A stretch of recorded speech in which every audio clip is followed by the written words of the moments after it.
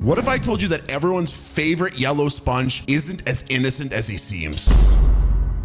Today we're diving deep into the twisted Bikini Bottom. We all know SpongeBob, Patrick, Mr. Krabs. They're practically family to us. But have you ever stopped to think why they act the way that they do? Why is Patrick the laziest starfish on the planet? Or why would Mr. Krabs sell his own soul for a penny? The answer might shock you. The seemingly harmless world of SpongeBob SquarePants is actually a hotbed for the 7 deadliest sins known to man. Greed, envy, lust, you name it. And while all these characters indulge in their own vices, I believe that there's a sinister force orchestrating the entire plot of the show. A mastermind lurking in the shadows, twisting and corrupting even the purest souls. Who is this mysterious figure and what's their ultimate goal? Stick around because by the end of this video, I'm going to be revealing the shocking truth. But first, let's break down the 7 deadly sins and how they poison the lives of Bikini Bottom's most famous residents. Meet SpongeBob, the epitome of lust. Yes, you heard that right. Not in a traditional sense, but in his overwhelming capacity for love. His affection knows no bounds. He's obsessed with his job at the Krusty Krab and relentlessly adores everyone in Bikini Bottom, even when they don't even like him back. Yes, even the people that despise him most, like Squidward. He smothers others with kindness. His bubbly enthusiasm bordering on something unsettling. His relentless positivity can feel suffocating, even manipulative. Remember the episode where he followed Squidward home, desperate for friendship? Is that genuine affection or a disturbing form of control masked as love? His insatiable desire to be loved, to be included, to please others at all costs. It's not just endearing, it's obsessive. There's a darkness lurking behind that relentless cheer. What happens when that desperate need for love collides with rejection? Could it turn into something more sinister? So who embodies the sin of lust in Bikini Bottom? Well, that's up to you to decide. But who does SpongeBob lust over most? Sandy.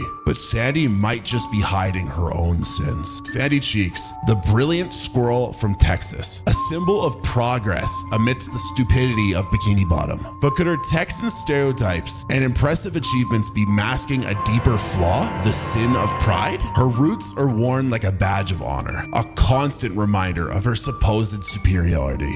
Sandy often views the Bikini Bottom residents with subtle amusement, even disdain. Her scientific advancements, while genuinely remarkable, are sometimes used as trophies, feeding into the beliefs that she's simply better than all of those around her. Think back to the episode Pressure. Sandy's desperate need to prove that land creatures are superior almost cost her her friendships, and this wasn't out of playful rivalry. It's a deep-rooted belief that she occupies a higher rung on the evolutionary ladder. Think about human history.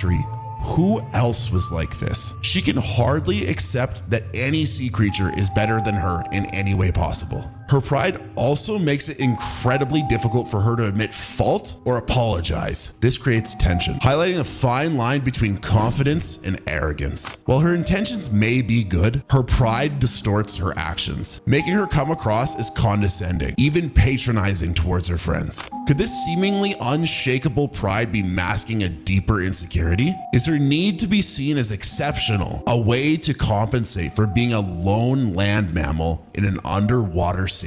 Her Texas pride could be her suit of armor, shielding the fear being enough of not truly belonging in Bikini Bottom. But is Sandy's pride the most dangerous sin lurking in Bikini Bottom? Maybe. But let's shift our focus on the character whose laziness has the power to destroy lives. Patrick Star, lovable as he is mayonnaise an instrument? Lovable as he is, might be the most dangerous resident in Bikini Bottom. Why? Because of his infectious laziness. His utter lack of ambition represents the sin of sloth in its purest form. He lives under a rock, shunning responsibilities and any hint of productivity. His days are filled with blissful emptiness, and he seems strangely proud of it. Remember the episode Big Pink Loser, where Patrick literally wins an award for doing nothing longer than everyone else? It's played for laughs, but there's a disturbing undercurrent, a celebration of the pathetic. Patrick's laziness business isn't just about avoiding chores. It's an ideology. He questions the very need to strive, to improve,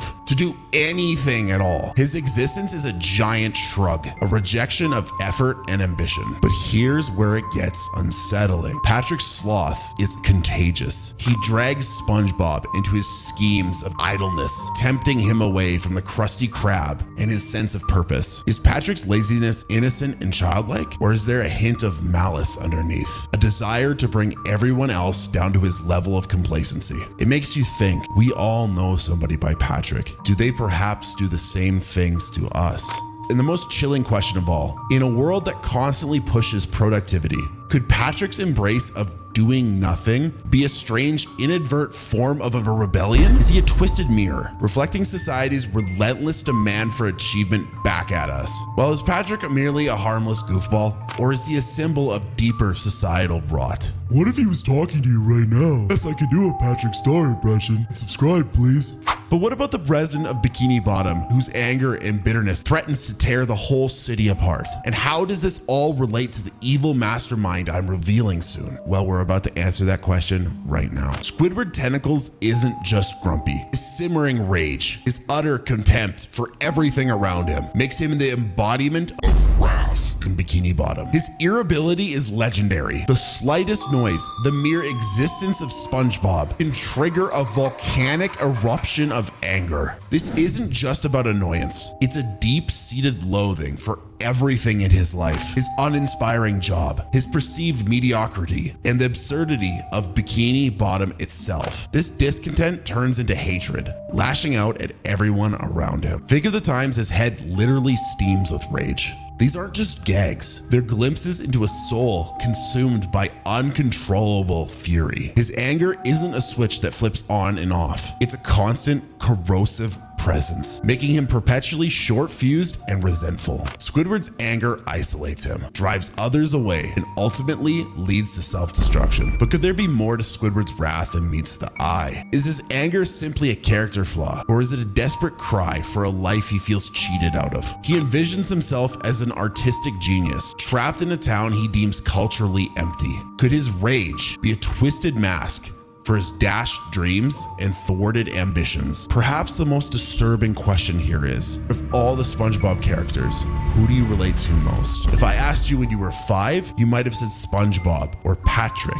If I asked you as a young adult, you're most likely to say Squidward. It's interesting that us as children were unable to understand Squidward, but we grew up into becoming Squidward ourselves. Squidward's wrath makes him a figure of both pity and fear. But what about the character whose ravenous greed knows no bounds? Mr. Krabs isn't just a businessman. He's an insatiable force, a walking, talking embodiment of greed. His every thought, every scheme, and every breath seems to revolve around amassing more wealth and cutting corners to protect it. He exploits his employees, shortchanges customers, and even risks his own daughter's safety, all in the pursuit of another penny. The scent of money sends him into a frenzy, transforming him from a penny-pinching crab into a monstrous figure of capitalist excess. Recall his heartless actions during strikes, his willingness to sell anything and anybody for profit, including toxic chum. His greed distorts his reality, making every situation an opportunity for exploitation. But Mr. Krabs isn't just an outlier. His ruthless pursuit of money reflects a broader problem in Bikini Bottom. The lure of easy cash turns neighbors against each other, promoting scams and schemes over honest work. Is it truly just Mr. Krabs' insatiable greed, or does this reflect a society-wide obsession for material gain? Could Bikini Bottom itself be fueling Mr. Krabs' all-consuming desire, with its constant emphasis on instant gratification, cheap thrills, and disposable income? Is Mr. Krabs the symptom or the manifestation of a wider disease, infecting the hearts of this quirky underwater town? Could Mr. Krabs be reflecting the billionaires and capitalists that suck all of the money out of us ourselves? That's up for you to decide. Greed can also be known as gluttony, and gluttony isn't about eating in excess. It's about an insatiable hunger, a desperate need for more that can never be filled. And Bikini Bottom offers two contrasting examples. Gary the Snail and Mrs. Puff. Gary's single-minded focus on food borderlines on obsessive. Remember the episode where he runs away from home, driven solely and only for a hunger of snail bites? He leaves his entire family behind for food. His gluttony isn't cute, it's almost monstrous, driving his actions and compromising his relationships. Even SpongeBob, who is endlessly patient, struggles to cope with Gary's never-ending needs. On the opposite side of the spectrum, we have Mrs. Puff. She's perpetually on a diet, surrounded by images of delicious food,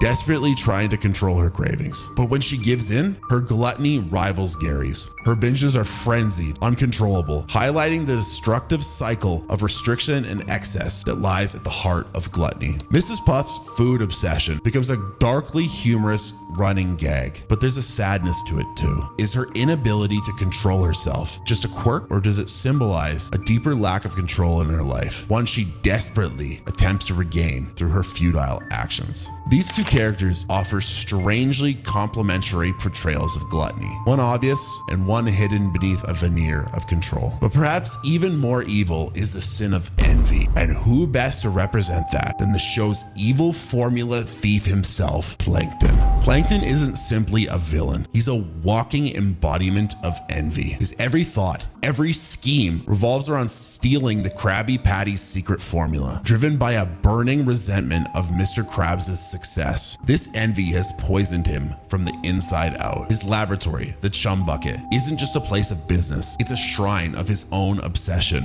a monument of his twisted desire to possess what he cannot reach. His envy blinds him to everything else in his life, rendering him incapable of genuine happiness and fulfillment. Remember how his schemes, even when they go correctly, never bring him lasting satisfaction? The Krabby Patty formula becomes a symbol of everything he lacks, a constant reminder of his own perceived failures. Envy has transformed him into a shadow of his former self, driven by a hunger that can never be fully satiated. Worse yet, Plankton's envy doesn't just hurt him, it infects all of Bikini Bottom. His constant schemes and attacks, fueled by his insatiable jealousy, create an atmosphere of fear and instability. His envy acts like a poison, spreading through the community and leaving a trail of destruction in its wake. Plankton's envy is a powerful force, twisting a once ambitious rival into a grotesque caricature of himself. But could this be the key that points us towards the true mastermind lurking behind Bikini Bottom's sins?